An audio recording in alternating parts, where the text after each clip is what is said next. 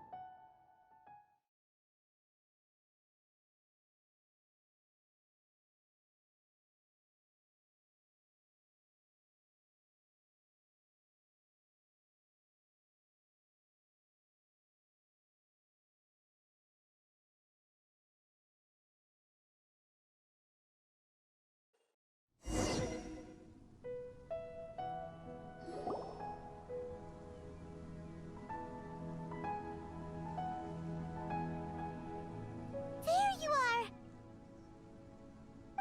Hypatia, are you alright? So hungry. Need water. There's no way we can get her to eat in her current condition. Let's try finding some water first. Huh? Wait. Why does it look super foggy outside all of a sudden? Anyway, let's go look around.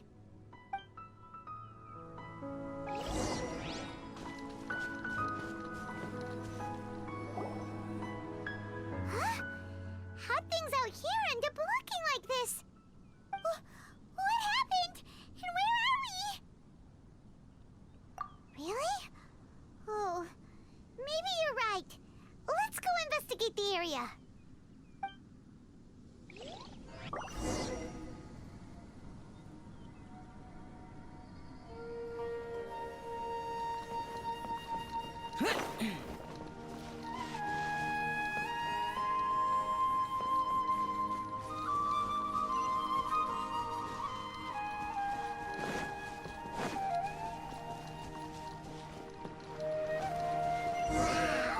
This place is huge!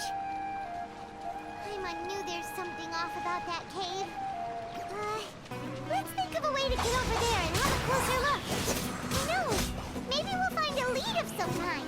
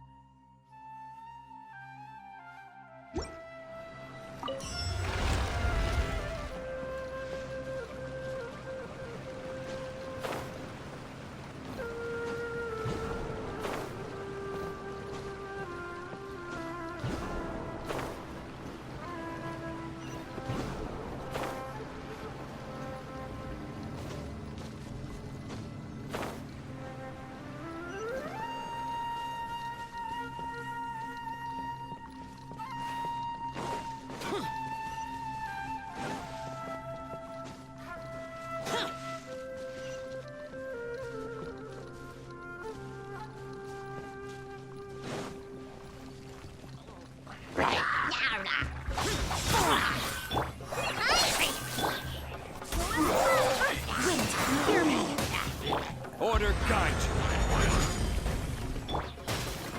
Useless.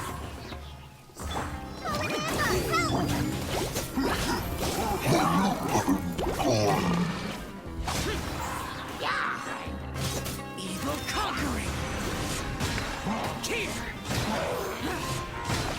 Here.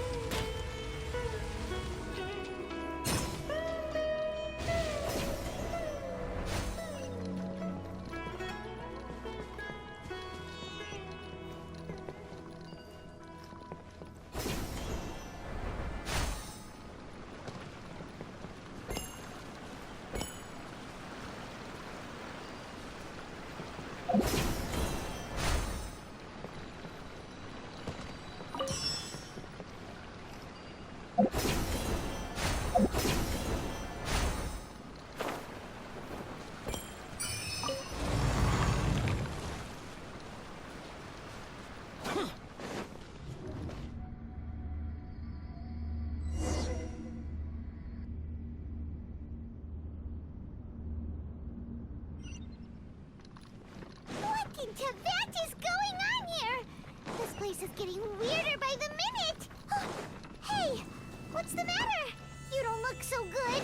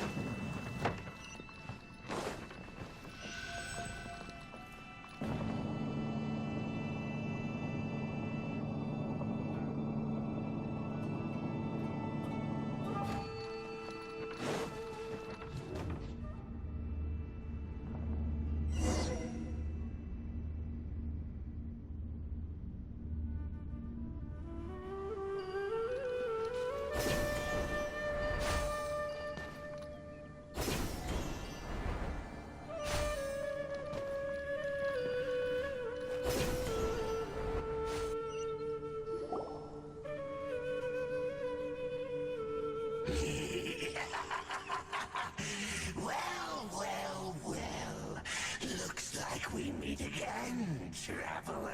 The Abyss Herald!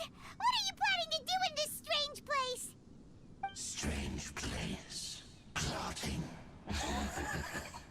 You needn't worry about such things. They don't concern you.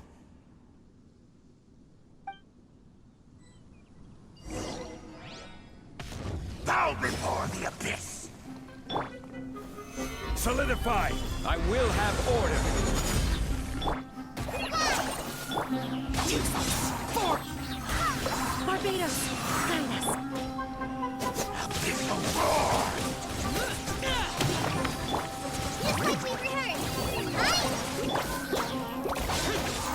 Quiet!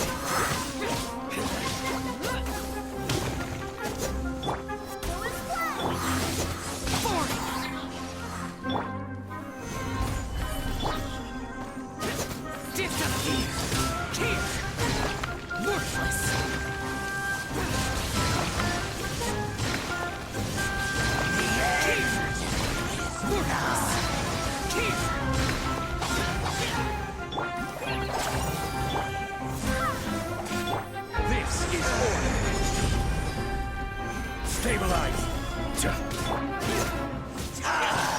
Useless! Huh? Why can't we beat this guy? Oh, Paimon doesn't get it! We faced others like him before! What's wrong this time? Traveler, though you may have managed to avert countless crises before, your good fortune was bound to end sooner or later. It's time you realize how weak and powerless you really are. Your brother. Oh, pitiful traveler. Are you really so ignorant? Or are you just living in complete denial? His Highness has long since forsaken you. Your meager existence in his eyes is that of an annoying bug, only to be stepped upon. The bonds of love and family which drive you to find your sibling are utterly gone. Your journey is meaningless. But don't you fret now. Today will be your last. Now die!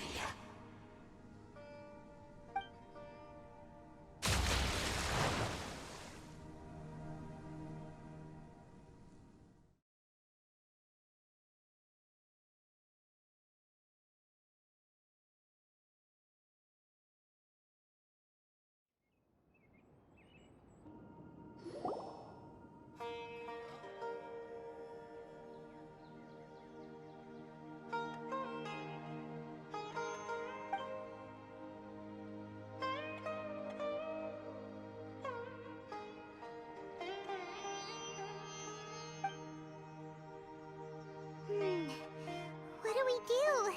We haven't seen Hypatia anywhere out here. Oh, there she is! Quick, let's see how she's doing. Ah, so sweet. Well, the good news is that she's still conscious. Hey, why'd you drop her food on the floor like that?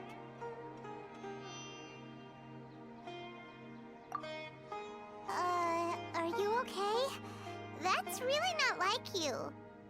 Anyways, we can talk about this later. We better make sure she's all right first.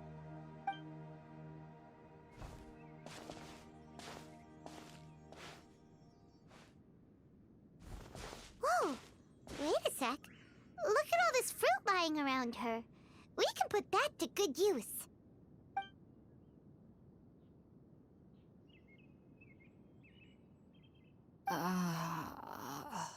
Who is there?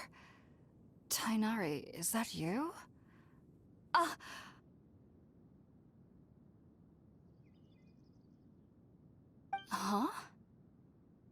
It's okay. You can relax, Hypatia. Tainari sent us here to bring you some food and water. Here, we have a letter that he asked us to give you.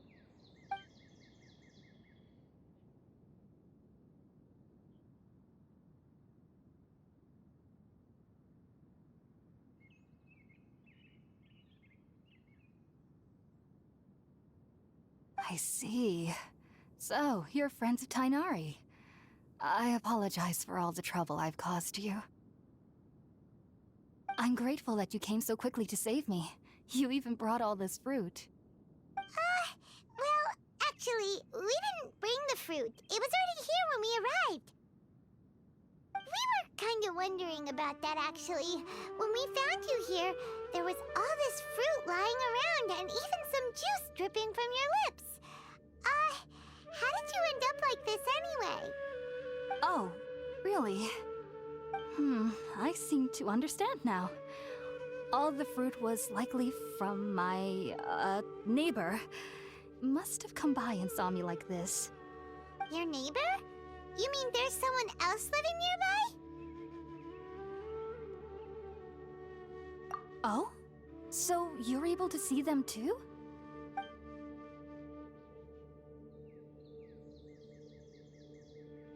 Wait, hold on a second, Traveler.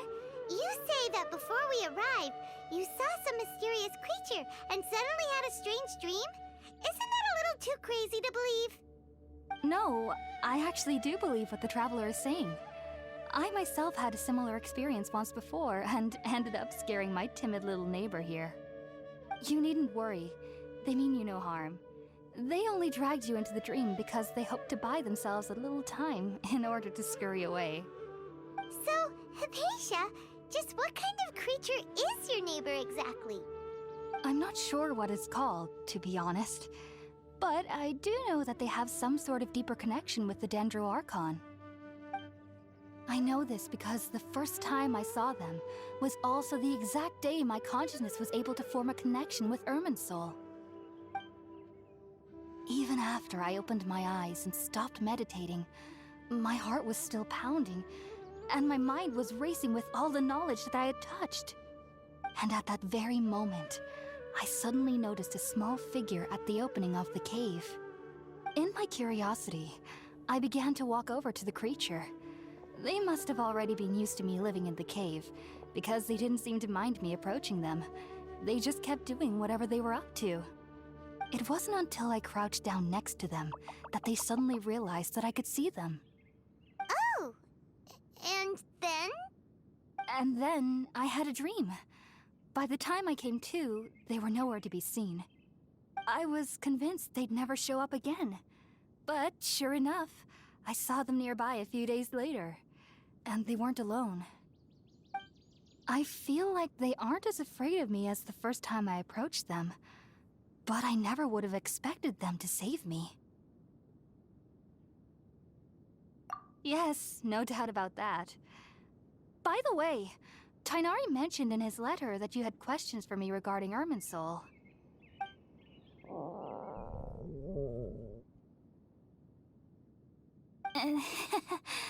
Sorry about that. Sounds like just drinking juice still isn't quite enough for my stomach.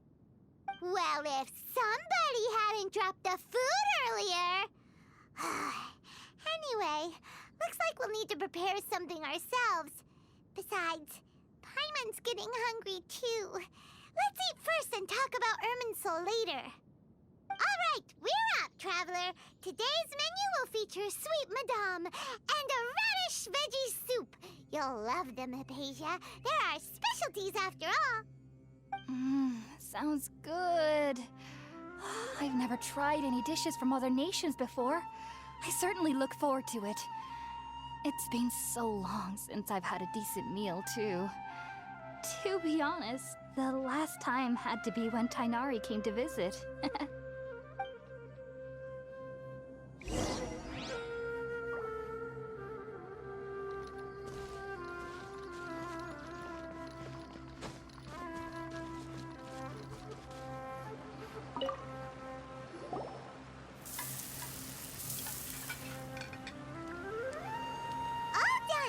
Let's use the empty box that Tainari gave us since we already washed it.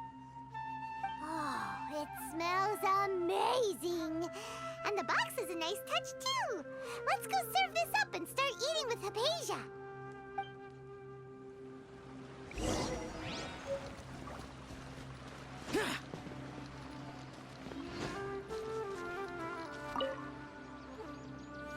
Are you all already finished cooking?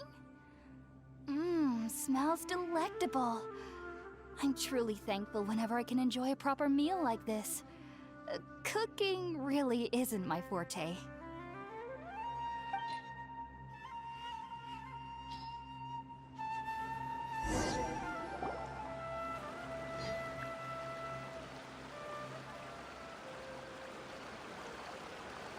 Even though everything you mentioned was in Tighnari's letter, it's still hard to believe you were able to connect with Irminsul immediately after smelling Spiritborn Ale for the first time. It took me nearly 3 years before I could do so. And everyone at the Academia even lauded me as a genius. You should know that some researchers spent their entire lives without ever successfully connecting with Irminsul as you have.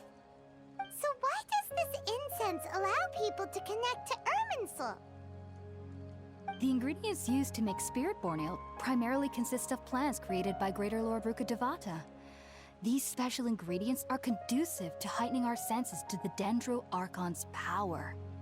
Since the root of the Dendro Archon's power lies within Irminsul, we can occasionally tap into her powers to peer into the depths of the earth. Naturally, anyone who can establish a connection with Irminsul in their first ever attempt must be a person of great understanding. Makes sense. But Paimon's got a question. Why was she sensitive to the smell of those plants for such a long time? That was primarily due to her body's unique constitution. Stimulated by the incense, she could perceive the Dendro Archon's power and experience the sensory overload, hence the adverse reactions. Taking in any scent similar to the ingredients of Spiritborn Ale would cause adverse effects. Not to worry though, it appears you've already fully recovered. Technically, your body should still be sensitive to the powers of the Dendro Archon, but unless you're using intentional meditation techniques, the scent of Spiritborn Ale should no longer trigger such reactions. Whew. Well, that's a relief. I must admit, I am quite envious of your abilities. Even if it meant suffering from pounding headaches for the rest of my life, I'd consider it worthwhile so long as I could connect with Irminsul at will. Whoa. You're really serious about this whole thing, aren't you?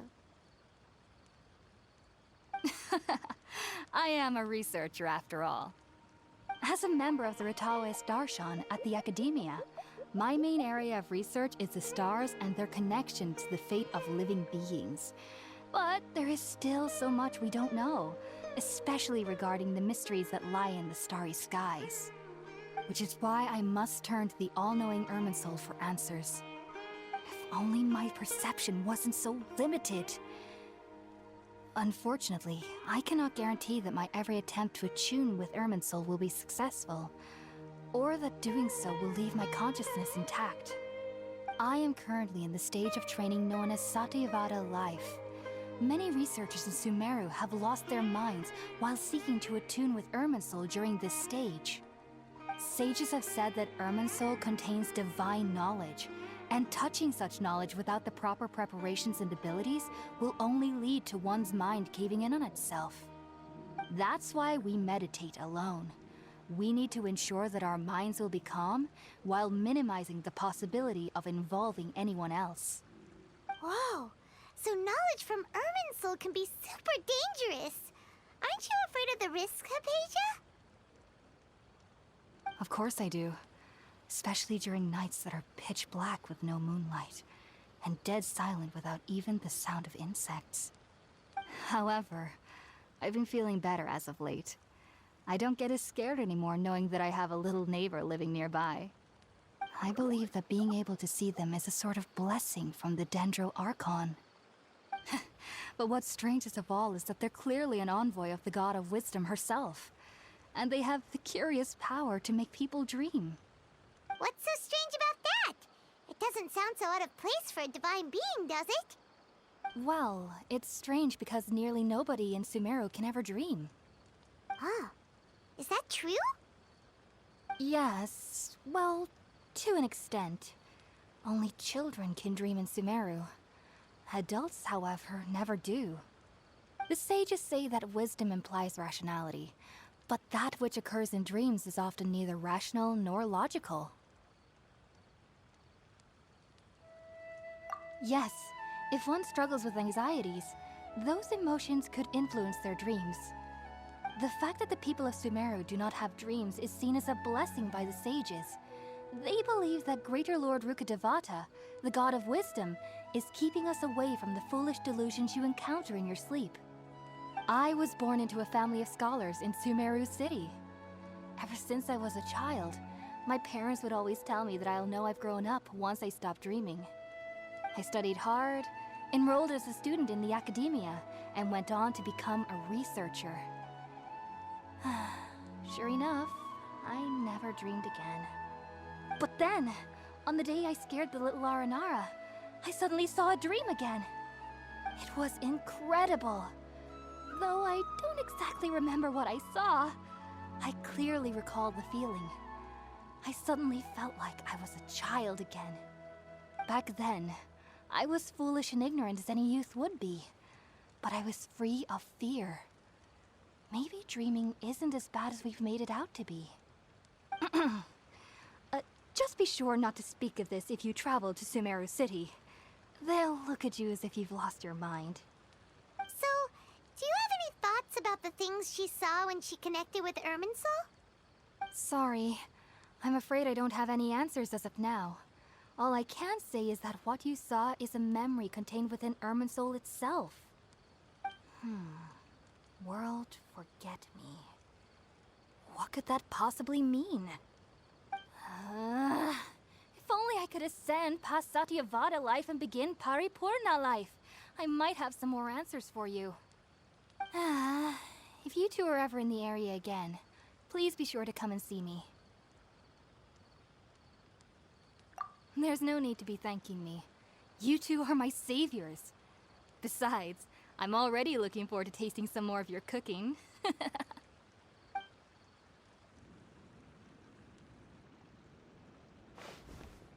Now that we know Hypatia is alright and had the chance to ask her some questions, Paimon thinks it's about time to head back